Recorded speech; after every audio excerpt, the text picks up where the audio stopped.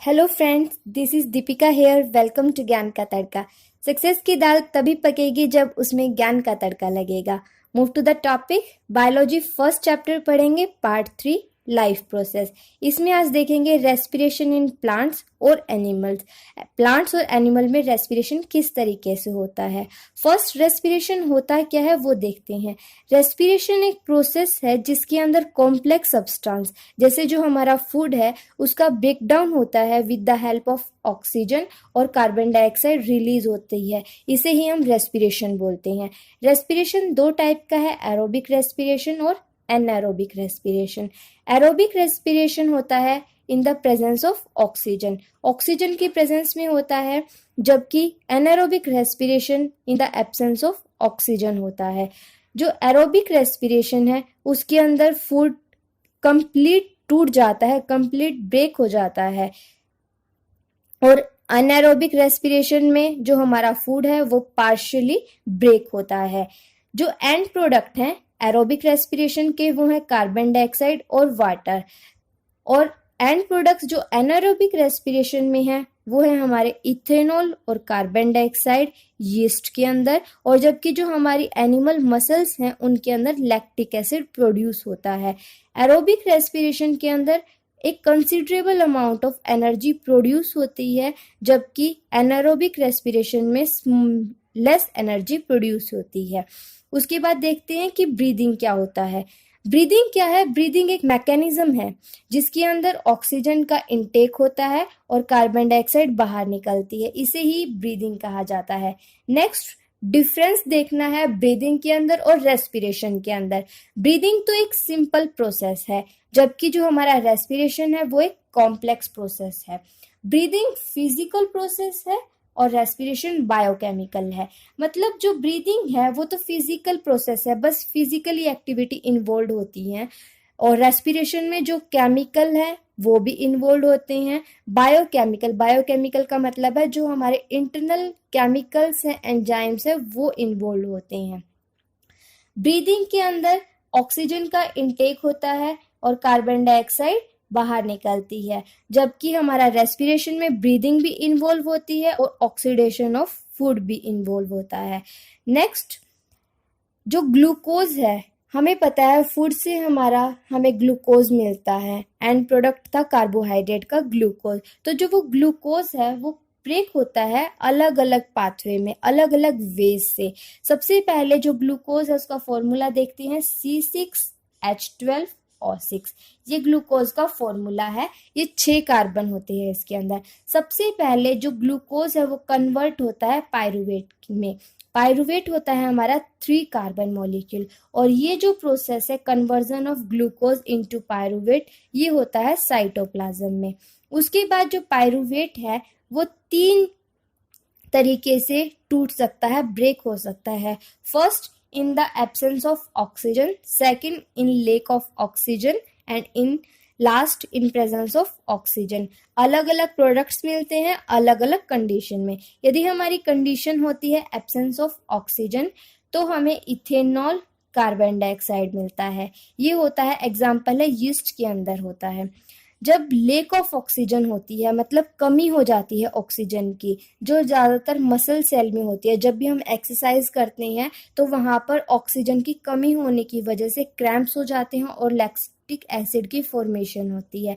ये जो lactic acid है ये 3 कार्बन मॉलिक्यूल होता है, और in the presence of oxygen जो पायरूवेट है वो कन्वर्ट हो जाता है कार्बन डाइऑक्साइड में और वाटर में। ये अक्कर होता है माइटोकॉन्ड्रिया में, और माइटोकॉन्ड्रिया को बोला जाता है power house of the cell.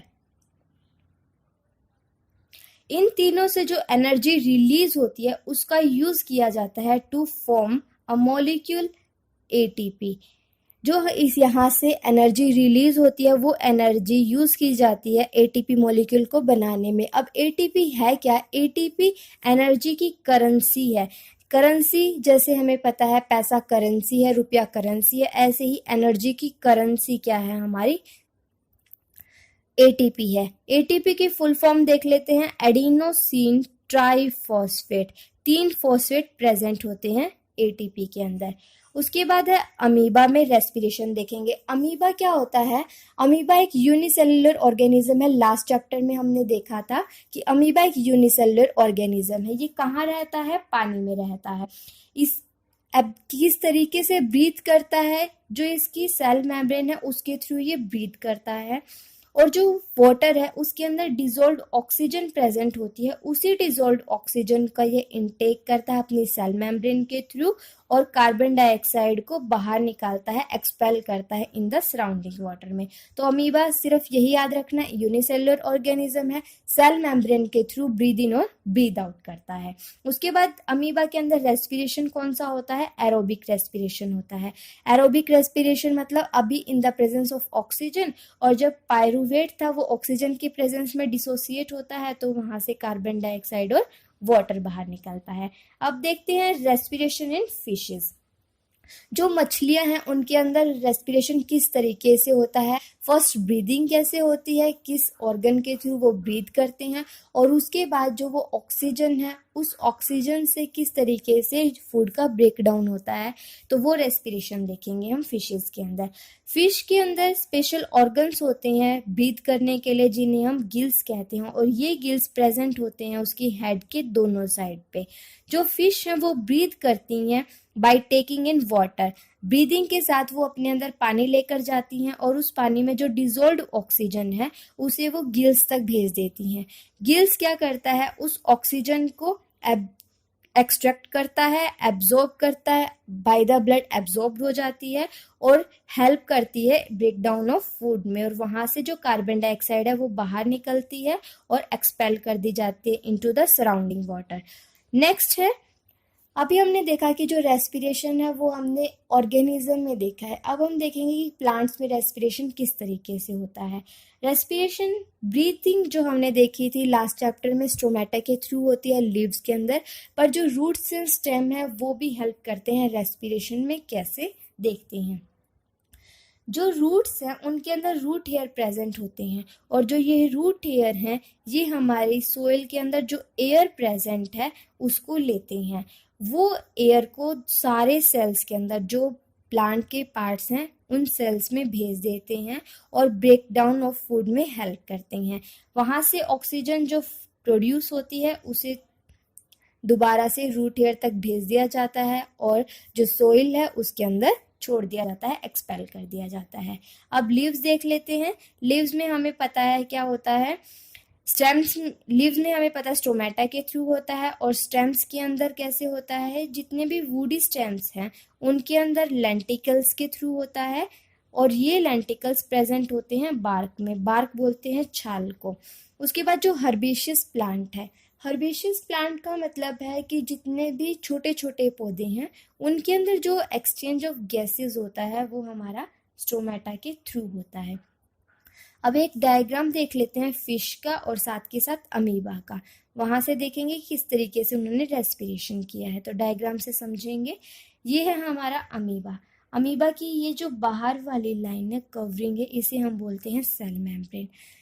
ये वाटर है, पानी। पानी में यहाँ पर डिजोल्व ऑक्सीजन है। इस ऑक्सीजन को अमीबा अपने अंदर लेते हैं, फूड को ब्रेक करते हैं और यहाँ से कार्बन डाइऑक्साइड को बाहर निकाल देते हैं। उसके बाद देखेंगे फिश के अंदर किस तरीके से होता है। यह फिश क्या करती है, जो वाटर है उसको अपने माउथ के थ्रू लेती है और गिल्स तक पहुंचा देती है।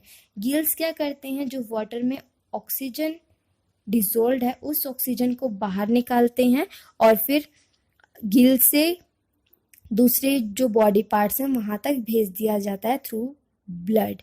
और जो गिल्स हैं ये कवर किए जाते हैं, सराउंडेड होते हैं गिल कवर से।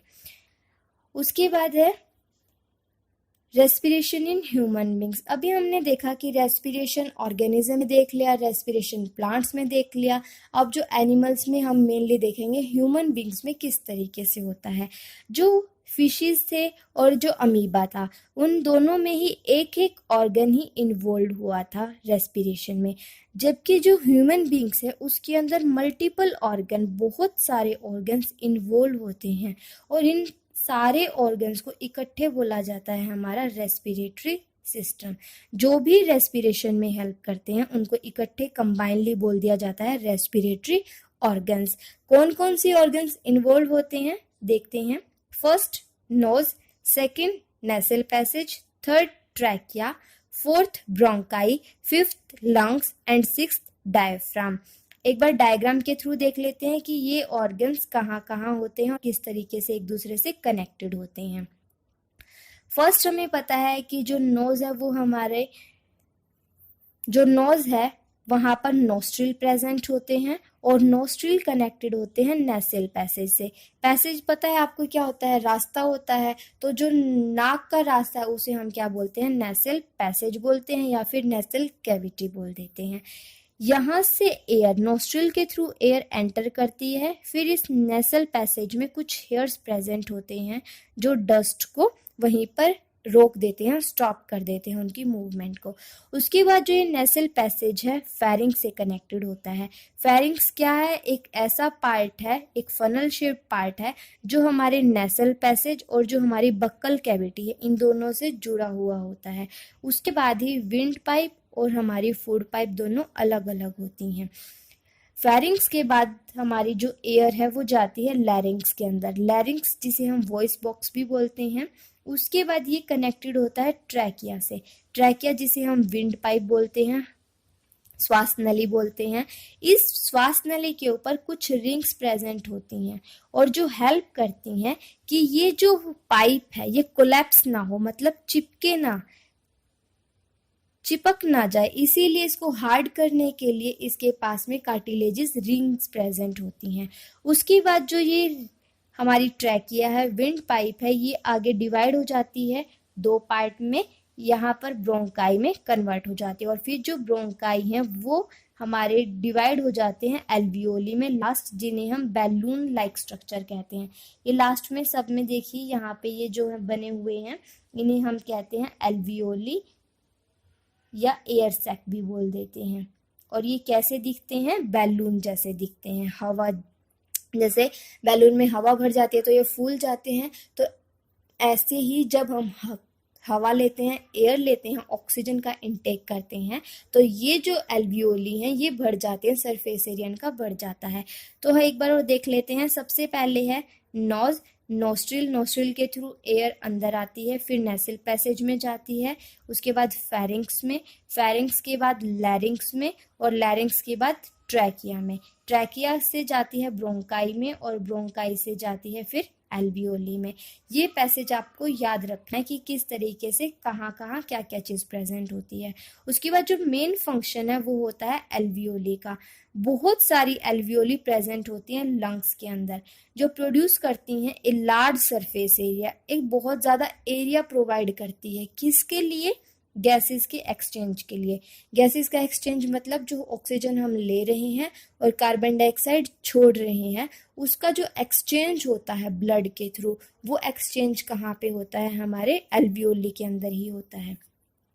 अब जो एल्वियोली होती हैं वो कैपिलरीज मतलब जो ब्लड को कैरी करती हैं उनके थ्रू सराउंडेड होता है और फिर यहाँ एल्वियोली से जो ऑक्सीजन हमने ली है उस ऑक्सीजन का ट्रांसपोर्ट हो जाता है ब्लड के अंदर और फिर ब्लड तो पता है आपको पूरी बॉडी में सर्कुलेट करता है, तो उसके थ्रू जो ऑक्सीजन है वो भी पूरी बॉडी के अंदर सर्कुलेट करती है और फिर वहाँ से ऑक्सीजन हेल्प करती है in the breakdown of food और वहां से जो कार्बन डाइऑक्साइड है प्रोड्यूस हो जाती है और ये कार्बन डाइऑक्साइड दोबारा से एल्वियोली के अंदर जाकर और एक्सपेल कर दी जाती है through the nasal passage, through the nostril. तो ये सब था हमारा रेस्पिरेशन इन ह्यूमन बींग्स के बारे में। एक बार शॉर्ट में देख लेते हैं क्या क्या पढ़ा है हमने डायग्राम के थ्रू कि जो नोस्ट्रिल है वहां से एयर एंटर करती है, एयर एंटर करेगी, एयर एंटर करने के बाद जाएगी नेसल पैसेज में, फिर जाएगी फेरिंग्स के अंदर, फेरिंग्स से जाएगी लैरिंग्स। देखो नाम सेम से हैं, नोस्ट्रिल आपको पता है। फिर वहां से एक पैसेज है जिसे हम नेसल पैसेज बोलते हैं या नेसल कैविटी बोल सकते हो आप। फिर उसके बाद वो फेरिंग्स और लैरिंग्स सेम से हैं, तो फेरिंग्स और लैरिंग्स कनेक्टेड हैं। उसके बाद ये जाती है किसके अंदर, ट्रैकिया के अंदर। ट्रैकिया क्या है, ट्रैकिया याद न रहे कोई बात नहीं, विंड पाइप याद कर लीजिए। विंड पाइप जो हवा नली, श्वास नली जिसे हम बोलते हैं, यहाँ पर क्या मेन चीज़ है कि ये कार्टिलेजेस रिंग्स प्रेजेंट होती हैं इसके सराउंडेड, जो इसको क्लैप्स करने से बचाती हैं। उसके बाद ये ब्रोंकाई में कन्वर्ट हो जाता है, डिवाइड हो जाता है, और फिर ब्रोंकाई लास्ट में एल्वियोली में, और ये एल्वियोली ही मेन पार्ट है। मेन पार्ट क्यों है? क्योंकि ये हमारी gases of exchange of gases में हेल्प करती हैं। इसी के थ्रू ब्लड में जाता है हमारे ऑक्सीजन, और फिर ऑक्सीजन ब्लड के थ्रू पूरी बॉडी में सर्कुलेट हो जाता है। तो ये आई होप आपको ये वीडियो पसंद आया हो, आपको ये चैप्टर समझ आया हो, रेस्पिरेशन अच्छे से क्लियर हो गया हो। Thank you for watching. Thank you guys.